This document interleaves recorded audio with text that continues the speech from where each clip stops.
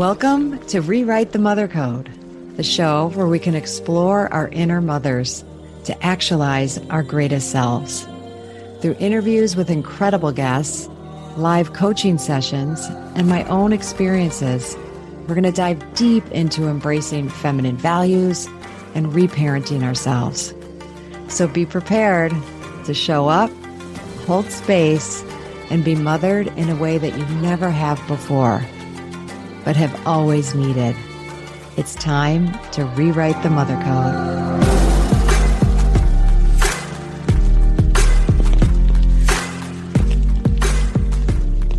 Hello, and welcome to the 100th episode of Rewrite the Mother Code. We are going to officially call it Season 4.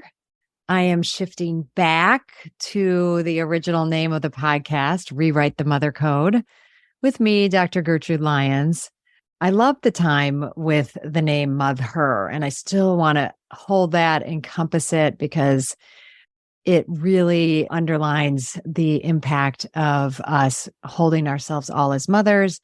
And the most important person we need to mother is ourselves.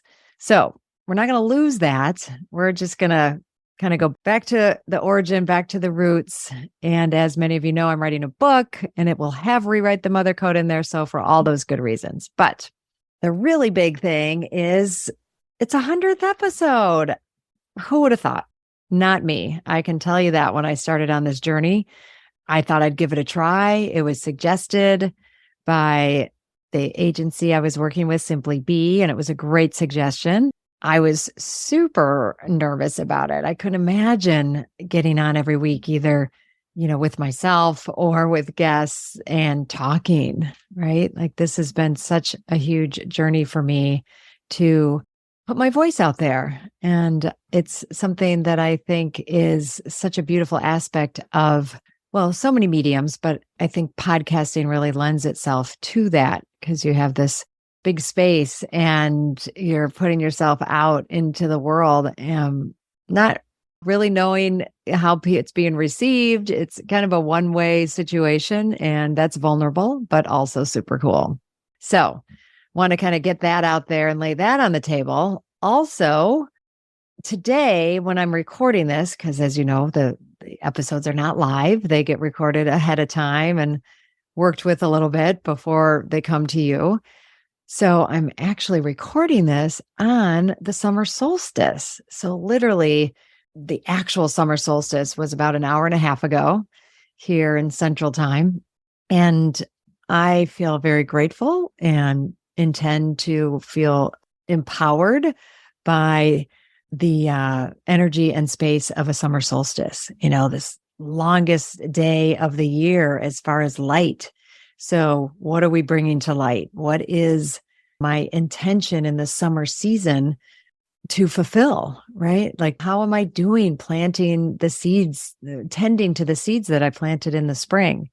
How am I doing watering my garden, weeding my garden, nourishing, those seeds that I planted? And by seeds, I mean, what goals, visions, hopes, dreams did I come into this new year with? At the beginning of the year, you may have been still just dreaming about how you wanted the year, or you may have set some specific goals and visions, but then spring, really holding that we're planting those seeds, kind of committing. It's like a next level of committing to what we're doing. And for me, that was really committing to writing my book and planting the seed that I now have a publisher, Rise Publishing and Rise Books, which I'm so excited about. So that seed is getting well tended to, and I'm really excited about that. But I want to be with us today. So I want to just presence the energy that I'm with right now, and hopefully this will come through as you listen to this episode.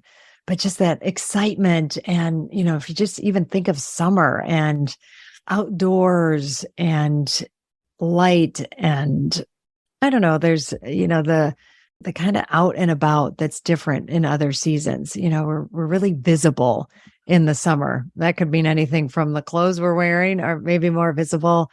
And I'm talking from where I sit right now in the Northern Hemisphere, in North America, and the north of North America in Chicago, where summer is, when we can peel our coats off and feel the sun on our skin, feel the wind on our skin, and not be quite so covered up. I had just a beautiful experience yesterday morning, which was to do yoga in the morning outside of my yard.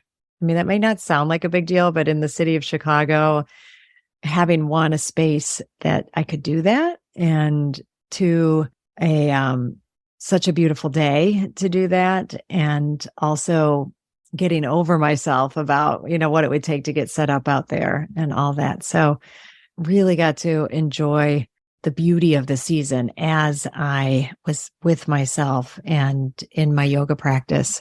So I kind of want to set that stage a little bit and have you experience and kind of be with where I am in this moment.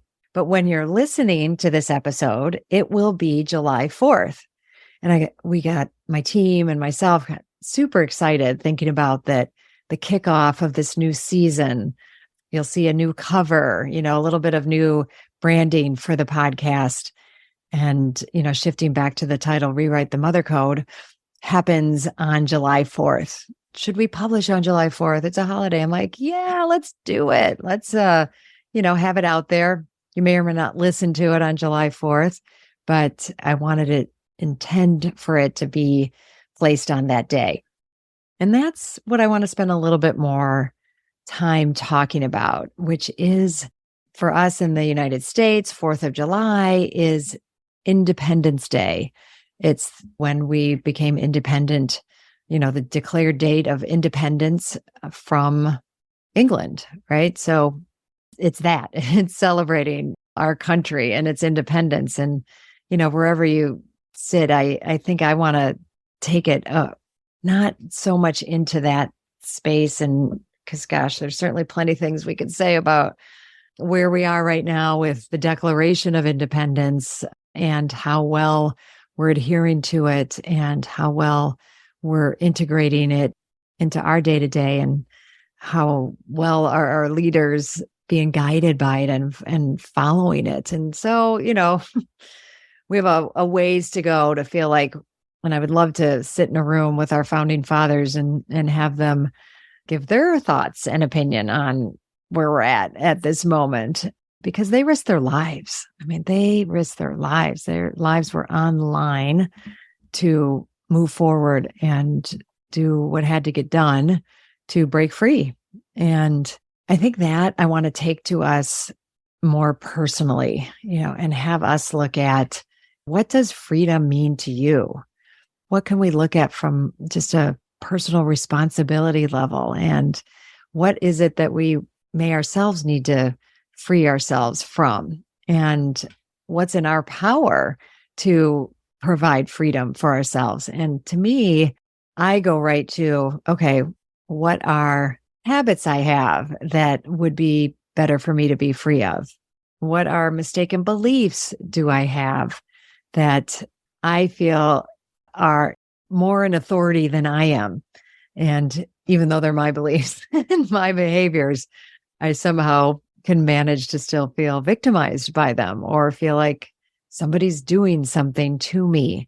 And I want us to kind of be with and think about that. And if you're listening to this on the day, of 4th of July, that you can be thoughtful about, what does this day mean to you? And what do you want it to mean to you? And all of it comes back to, what have we been wired with that we maybe need to free ourselves from? So, I always like to explore these topics before I hop on. And I decided to do a Google search on spiritual. What is the meaning of spiritual independence? And, whether you're looking at spiritual independence, personal independence, a nation's independence, I think there's some core factors, right? And it can mean things like, in any of those aspects, free from outside control, not dependent on another's authority, self-governing, not dependent on another for subsistence, freestanding. I think those aspects, and what does independence just on its own and kind of by itself mean, And there may be nuances or, other aspects of it that I'm not listing there. But I think that covers a lot of it, right? And isn't that what we aspire to? Isn't it okay to aspire to this kind of independence? Because some will say, oh, well, that sounds like authoritarian. Well, no, it's not, because in a democratic or a healthy independence thinking, what I want us to be with is, are we critically thinking about ourselves, the issues? Are we dependent on someone else's thought? Are we dependent on an authority to just tell us what to do? And that leaves us mindless and not thinking for ourselves, because democracy doesn't mean that we all agree with each other. It just means everyone has a say. And, ultimately, what should happen in democracy is the bulk of the people that, want a certain thing to go a certain way, it's going to go that way because that's what most people want. But I went back to that. But then let's bring it back to ourselves, right? Like, am I within myself self-governing?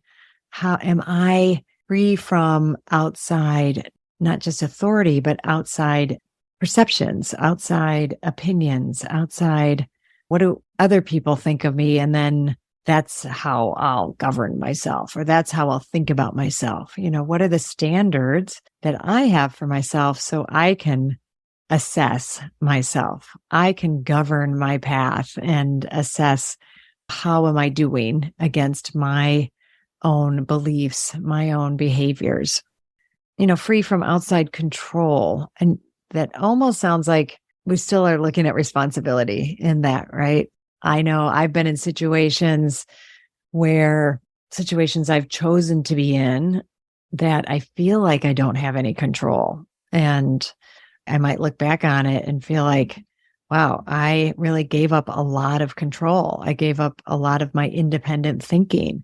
That was very true for me in my upbringing, in a job I was part of for, a long time, and different phases of my career and in relationships, would have a tendency toward dependence. And then, I'd feel controlled and then I'd get mad.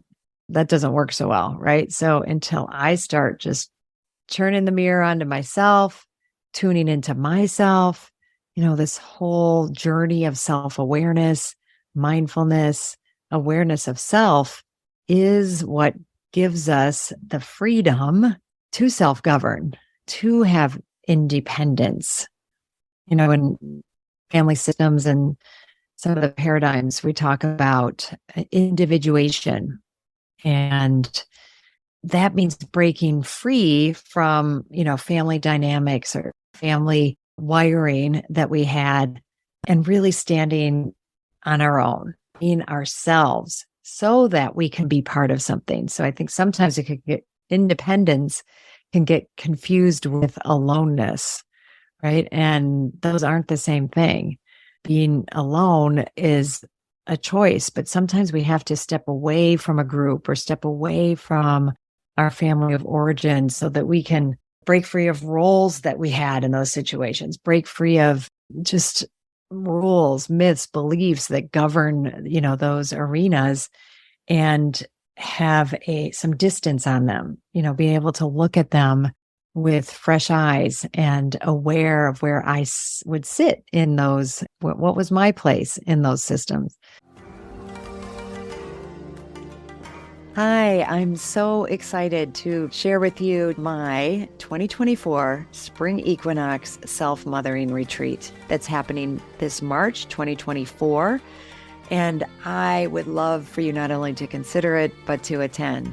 But in considering it, hey, just knowing that you would be leaving cold weather, if that's the space that you're in, and coming down to just magnificently beautiful, warm, nourishing place of 𝗵𝗵𝗴𝗵𝗵𝗁, Mexico. 𝗵𝗵𝗴𝗵𝗵𝗵, meaning land of the goddess women, and coming to really take time for yourself. Okay. And that, I am learning more and more, isn't just a nice thing to do or something extravagant or something selfish. It's essential. And I really want you to take it seriously, to consider, just think about, what would it take for me to go? It's a 5.5-day retreat. getting from where you are, getting there, landing there, and then being in a space that is all about you. It's all about nourishing you. It's all about tuning into you, using everything around us, the nature, the food, the beautiful people, the rituals, ceremonies. I bring it, we really bring it. And we go deeper and deeper as the days go on, and we release, we let go, we bring in what is nourishing, what is empowering, what is that space of just really divine feminine energy. And we do it in the community of women. It's not for everyone. I will be honest, if the idea of leaving and not making it work, or it's just too hard, not for you. If the idea of, spending that amount of time inwardly focused and going to that level of self-awareness doesn't sound like something you're willing to do or put the time and energy into, then it's not for you. And it's good to know that, right? So this is for people who are serious about what it means to mother themselves, what it means to take time for ourselves, and that gift and what that gift can bring to us. It was originally right after my fall retreat. It filled right up. But now some people, it turns out, are not able to come. So I do have a handful of openings. And if you're listening to this and you're willing to take that step, please reach out to me. We can do a discovery call, or you can put a deposit down. I would love that. And you can do that by going to my website, www.gertrudellyons.com. Go to events, and there you go. It'll all be there. There's a beautiful page there for you to explore. I look forward to hearing from you and then seeing you on my spring retreat.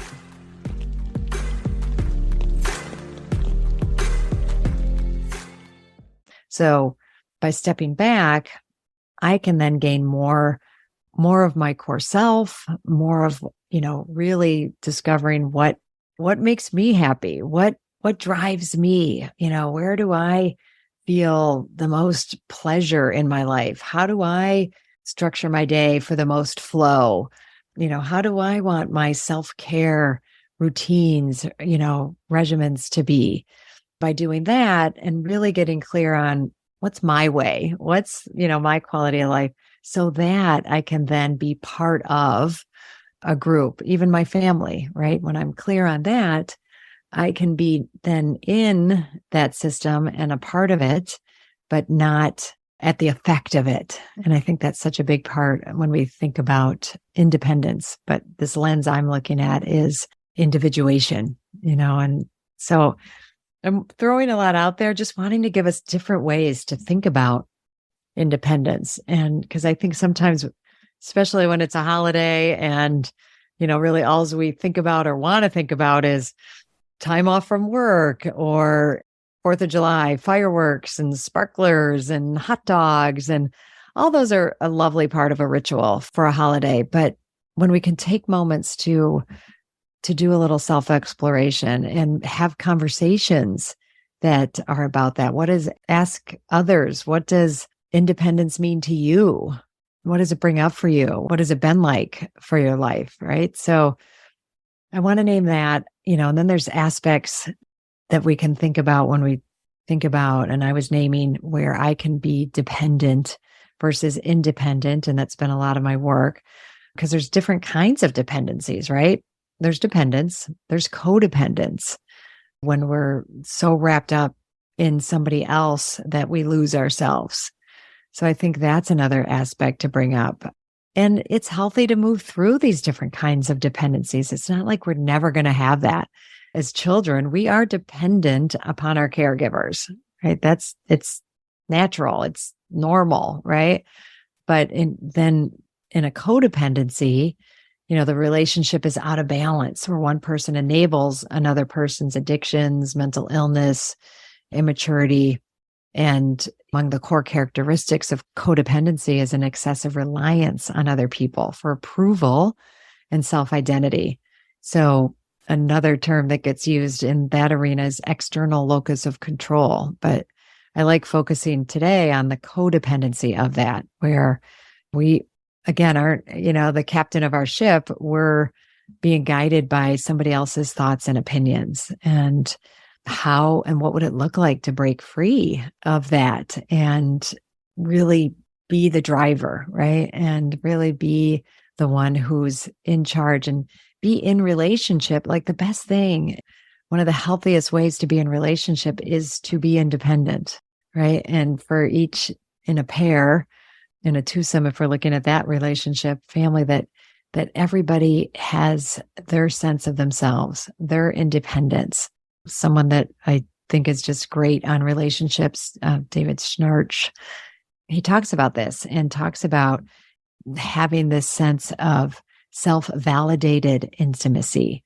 So, again, back to the self-validated, being independent intimacy, so that I may say something to my partner, could be very loving things or just sharing myself without feeling like I have to have reciprocity, that means that, well, if I'm going to give of myself in this vulnerable way, you have to give back. That no, I can just stand in that thought, be independent in that thought.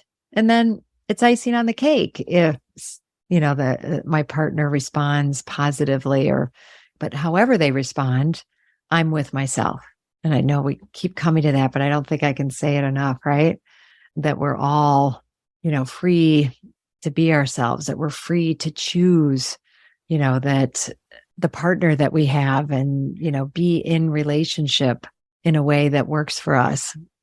And if there's unhealthy aspects of it, that's, the biggest thing there is raising awareness of anything I'm saying, right now kind of evokes like, oh, what she said about codependency, I can relate to that. Or, I just lose myself in a group, or I rely too much on external authority for my thoughts. We're so much that I want to make sure people get is the win is awareness, right? Then I have more choice. Then I can choose. Well, I might just kind of decide to stay in this place. And then I can ask, what am I missing out on by not expanding out and being more independent, more individuated? What am I missing? What I may choose, to just stay here, but there's a sense of myself that I may be missing.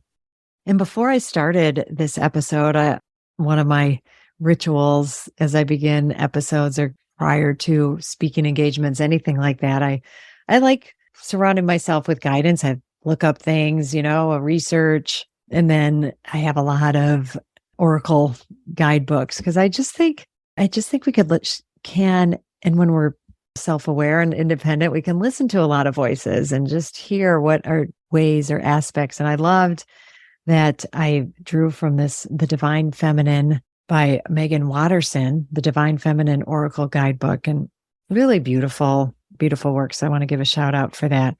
And the card that I pulled was Saraswati, the goddess of self-knowledge. And it just fits so much with what I wanted to and what we are talking about today. It says, the essence of who I am flows effortlessly into everything I create. So I think I want to leave us with something to think about in this regard. So what if today you could take a moment and look at what is one word to describe the essence of my true self? And wow, that's kind of a big, one word for that. And then you can set this intention with that word. The essence of who I am flows effortlessly into everything I create. And I'm going to be thinking about that. And then come the actual day of 4th of July and Independence, what is the one word that I'm going to choose in that moment? Because there's many words I would choose to describe myself, but what in this moment and what on that day do I want to choose as the essence of my true self? So I would love to hear what you come up with in that regard and some of your essences and your true self, and just any way that thinking about, this holiday, Independence Day, has what it's evoked for you. How did you celebrate it? It's also time to just celebrate, what have I, up to this point, we're midway through the year at July 4th, what have I freed myself from, or what am I enjoying? And even to acknowledge what freedoms in my life am I enjoying? We have a lot of freedoms in the US that I think a lot of us take for granted. So even taking some time today to take stock, your freedoms. And I have felt so much of that this year. I'm just thrilled at how the first half of this year has gone. And there have definitely been ups and downs. There have been some real pain points and just some real highs as far as just things coming together and beautiful, beautiful, beautiful things that I'm super grateful for that are going to carry me into the second half of the year. And so just a little time, it can be anywhere from a few minutes, a conversation with others, or a full meditation on how you want to choose your Independence Day and all the things that we talked about. And I would love, love, love to hear for it, because I would love for you to visit my website and sign up for my newsletter so you can find out all the things that are going on with Rewrite the Mother Code as they happen. And I, in the moment, am also just so excited, so excited about my upcoming fall retreat that I would love for you to choose, because talking about this freedom and this independence, it relates to it, because we want to be, sometimes we need to be free from our ruts and routines and free from our day to day to find our flow, to reconnect with ourselves, to reunite with that gives us true pleasure, and listen to messages and form, new ideas, new ways of being and concepts, and also practice the muscles of claiming our self, claiming our independence, living with that true essence of who we are. So I invite you, all of that is on my website, drgertrudelyons.com. I'm talking about it on my Instagram. So please find me and share with everyone, because I'm freeing myself from shyness, that I would love lots of people to know about what I'm doing and what Rewrite the Mother Code is all about. So blessings on your day, blessings on this celebration and the celebration of you. Thank you so much for choosing yourself and taking the time to listen to this podcast. As always, please rate, review, and subscribe to Rewrite the Mother Code.